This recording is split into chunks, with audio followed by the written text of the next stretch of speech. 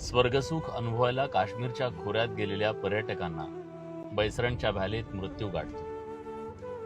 आपल्या आवडत्या खेळाडूचा कौतुक सोहळा पाहायला गेलेल्या क्रिकेट प्रेमींना स्टेडियमच्या बाहेर चेंगराचेंगरीत मृत्यू गाठतो. पोटासाठी घराबाहेर पडलेल्या माणसांना रेल्वे पटरीवर मृत्यू गाठतो.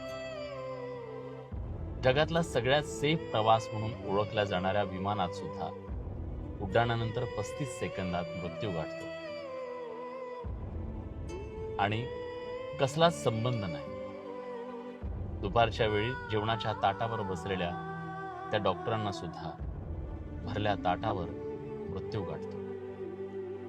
या सगळ्या घटना आपल्याला सांगतायत की माणसाचं आयुष्य किती अनप्रेडिक्टेबल आहे. इथं कसलीच कशाची शाश्वती नाही. आणि कित्येक अशा गोष्टी आहेत ज्याच्यावर आपला कसलाही कंट्रोल नाही.